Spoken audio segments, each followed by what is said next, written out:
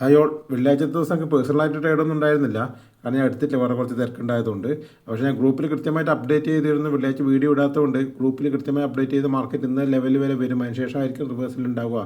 ആ സ്ഥലത്ത് price action നോക്കിയിട്ട് ട്രേഡ് എടുത്തു എന്നതിൽ കൃത്യമായിട്ട് പറഞ്ഞിരുന്നു. അപ്പോൾ അത് നോക്കിയിട്ട് എടുത്തവർക്കൊക്കെ അത്യാവശ്യം പ്രോഫിറ്റ് കിട്ടിയിട്ടുണ്ടാകുമെന്ന് വിചാരിക്കുന്നു. നമുക്ക് ഞാൻ നാളത്തെ പ്രധാനപ്പെട്ട ലെവലുകൾ നോക്കാം. നാളെ നിങ്ങൾ ഗ്രൂപ്പ് ഒന്ന് ശ്രദ്ധിച്ചോളൂ കേട്ടോ. കൃത്യമായിട്ട് ഇന്ന് വെള്ളിയാഴ്ച പറഞ്ഞ പോലെ തന്നെ ഏത് ലെവൽ വരെ ഒന്നായിരിക്കും മാർക്കറ്റ് റിവേഴ്സ് ആവാൻ സാധ്യത അതിൽ കൃത്യമായിട്ട് പറഞ്ഞുതരാം. അപ്പോൾ നിങ്ങൾ ആ ഗ്രൂപ്പും കൂടി ഒന്ന് നോക്കുക തിങ്കളാഴ്ച. അപ്പോൾ പ്രധാനപ്പെട്ട ലെവലുകൾ നിങ്ങൾ മാർക്ക് ചെയ്ത് വെച്ചോളൂ, എങ്കിൽ നിങ്ങൾക്ക് പെട്ടെന്ന് അതൊന്ന് മനസ്സിലാക്കാൻ വേണ്ടി പറ്റുള്ളൂ.